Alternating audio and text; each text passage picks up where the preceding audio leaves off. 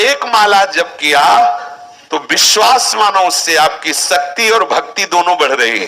ध्यान दीजिए, शक्ति बढ़ रही विषयों पर विजय प्राप्त करने की, और भक्ति बढ़ रही प्रभु के चरणारविंद की आसक्ति।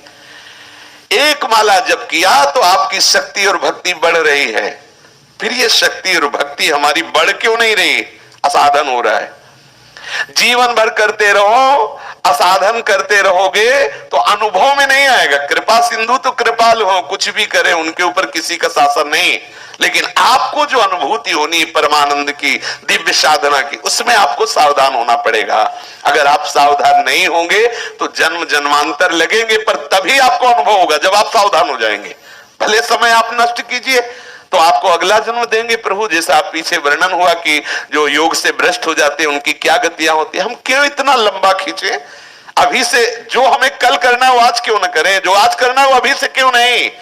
आना तो यही है, बिना निर्विषय हुए भगवत साक्षात्कार नहीं होगा।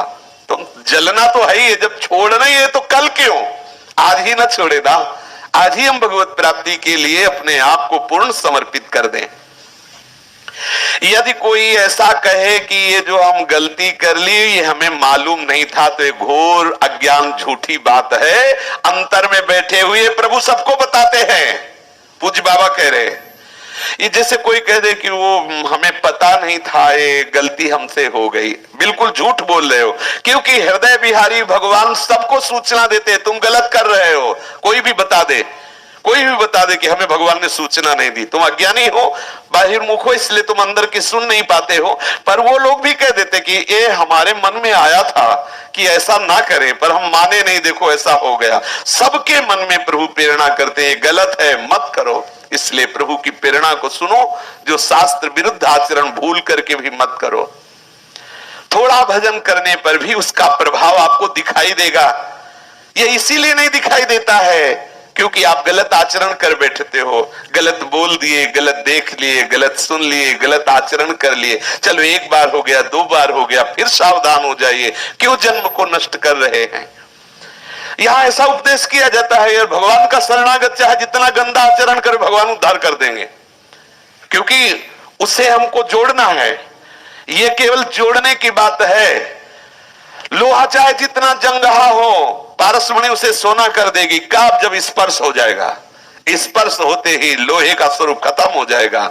ऐसे ही जो देहाभिमानी जीव गुरु शरणागत, आचार्य के शरणागत, इष्ट के शरणागत, तो फिर भूल न दे कुमारक पाऊं, आएगी स्थिति आएगी। आप तभी तक परास्त हो रहे हैं जब तक आप आज्ञा का पालन नहीं कर रहे। हम हो या आप हो, शास्त्र आज्ञा गुरु आज्ञा की अवहेलना करेंगे तभी तक माया रौंदेगी। और नहीं आज्ञा पे चलना शुरू कर दे, फिर बताएं कि आपके पास विघ्न कहां है। विघ्न नाम की वस्तु ही नहीं है, केवल प्रभु ही प्रभु, आनंद ही आनंद। बड़े से बड़ा विघ्न आएगा आपकी भक्ति का, उत्थान करेगा, पतन हो ही नहीं सकता। पतन तभी होता है जब आज्ञा का उल्लंघन होता है, मनमानी आचरण होते हैं। ये जीवन प्रभु को दे दीजिए, मान जाइए बातें। ये गंदे आचरण जनित जो प्रेरणाएं होती, सह जाइए। सह जाओगे तो बहुत बड़ी वस्तु मिलेगी। जैसे कोई अत्यंत भूखा हो तो दो चार ग्रास खाने पर उसकी भूख शांत नहीं होती। जब वो और अधिक भोजन पाएगा तो उसको समझ में आ जाएगा कि मेरी भूख तो पहले कवल से ही शांत होनी शुरू हो गई थी। ऐसे ही बहुत जन्मों से हम कुछ न कुछ शुभ शुभ आचरण पाप पुण्य के करते चले आ रहे हैं। भगवदानंद की भूख बहुत जन्मों से हमारी है। अब हम थोड़ा भजन करते हैं, हमें समझ में नहीं आता, हम और भजन बढ़ाएं और भजन बढ़ाएं, रात दिन भजन करने लगे, तब समझ में आएगा कि भजन से शांति तो प्रथम दिन से ही शुरू हो गई थी। रात दिन भजन करने का मतलब है रात दिन युद्ध करके माया को परास्त करना। हंसना छोड़ दो, केवल प्रभु के लिए रोना प्रारंभ कर दो। पूज्य पादुड़िया बाबा जी कह रहे हैं, प्रभु मुझे विकारों से बचाओ, प्रभु मुझे निरंतरता भजन की दो, प्रभु अपने प्रेमी जनों का संग दो, प्रभु मुझे संभाल लो, मैं आपका होना चाहता हूं, आप मुझे वैसे आचरण दे दो, वैसी बुद्धि दे दो। यदि हमारा रोना प्रभु के लिए होने लगे तो हमारा काम बन जाए। देखो विवश क्या करता है, बच्चा क्या करता है, रो देता है क्योंकि उससे कुछ होने वाला नहीं। तो हम कम से कम रोना तो सीख जाए।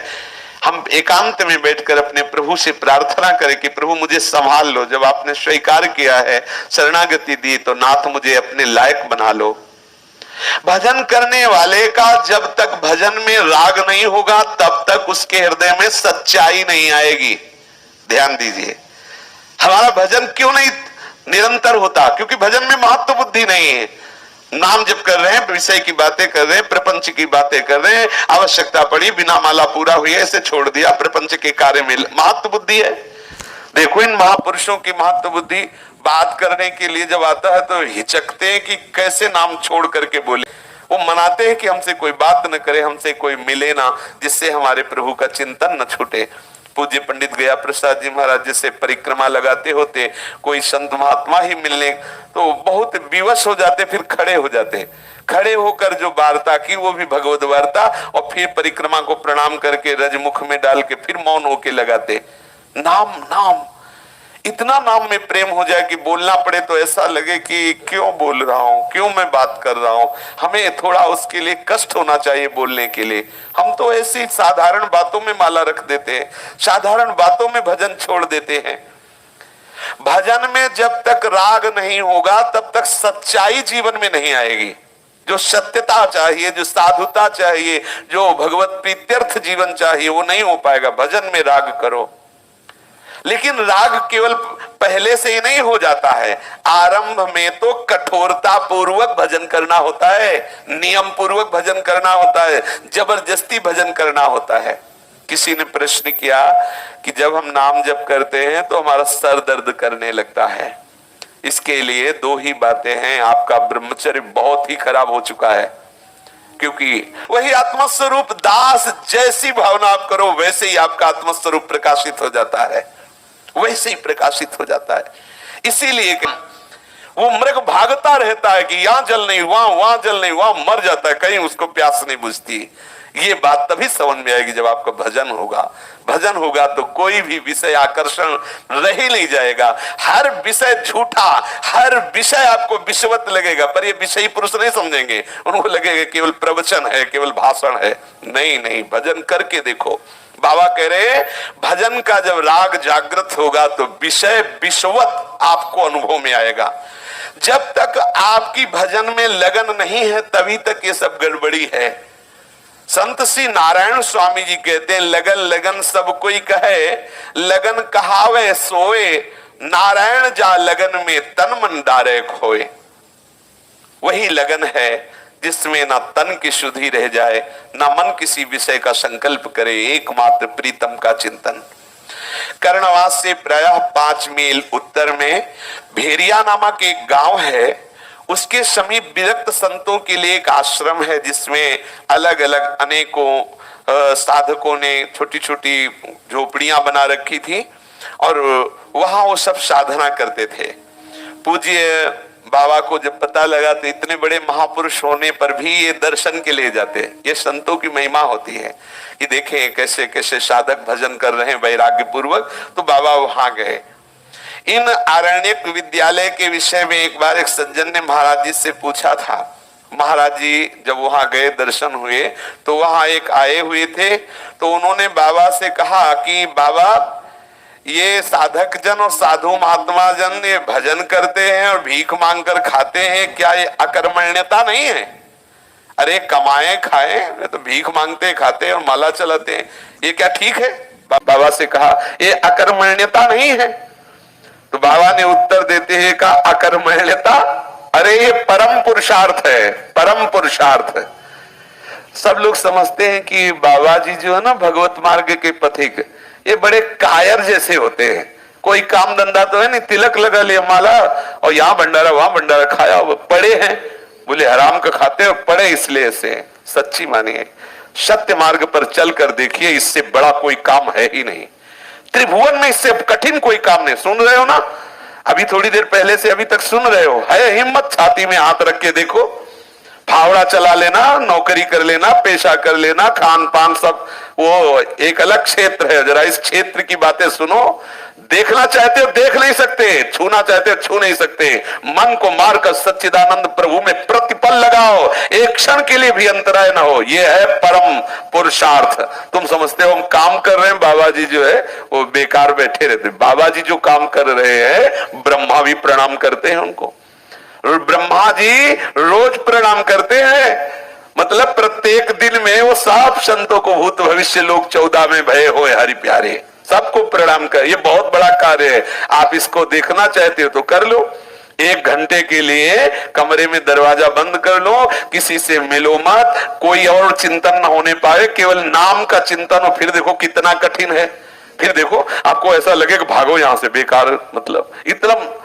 एक बार श्री आदि गुरु भगवान शंकराचार्य जी गंगा किनारे भ्रमण कर रहे थे, तो 2 मछुआरे, एक बंसी होती है ना बांस में से फंसा के मछली वाली पकड़ने के लिए, वो ऐसे बैठे थे। कभी हिल जाए तो ऐसे आश्चर्यचकित होकर बाहर निकालते, पता चला मछली है भी कि नहीं। भगवान शंकराचार्य जी ने कहा इतनी एकाग्रता, इतनी तन्मयता यदि ये भगवान में दे दे तो इनका कल्याण हो जाए। नजदीक गए, उनका कितना रुपया कमा लेते होगे, तो उनका परिवार का पोषण होता है, 10, 20, 50 जो भी मिल जाते हैं ऐसे मछली मारने से। बोले चलो एक आश्रम में चलो, 4 घंटे वहां श्रीमन नारायण नारायण नारायण करना, आपको भोजन मिलेगा, आपके परिवार के लिए भोजन दिला देंगे, और जितने रुपए तुम रोज कमाते हो वो दिला देंगे। चल दिए, आए, बोले शुरू करो, यहाँ बैठ के नारायण नारायण शुरू करो, भोजन की व्यवस्था सब हो जाए। वो जहां 1-2 मिनट व्याकुलता हुई, शंकराचार्य जी से कहा इससे तुम डबल भी दो तो हम नहीं रुकेंगे, हमें वो मछली मारना अच्छा, ये सब नहीं, नारायण नारायण भगवान नाम पापवंत कर सहज स्वभाव भजन मूर्ति भाव न का। इसे साधारण न समझा जाए कि भगवत मार्ग कायरों का है, ये उन वीरों का है जो बड़े बड़े युद्धों पर विजय प्राप्त कर सके, पर वो अपने काम पर विजय नहीं प्राप्त कर पाए, क्रोध पर विजय प्राप्त नहीं कर पाए, मान पर विजय प्राप्त, और ये योद्धा ये इन्हीं को परास्त करते हैं। काम क्रोध मद मान सबका नाश करके वो स्वराज्य पर विराजमान होते हैं, भगवदानंद में डूबते हैं।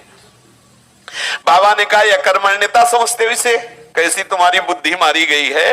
अरे परम पुरुषार्थ है, जीव को भगवान कृपा करके मनुष्य शरीर देते हैं केवल भगवत प्राप्ति के लिए, केवल भगवत प्रेम के लिए।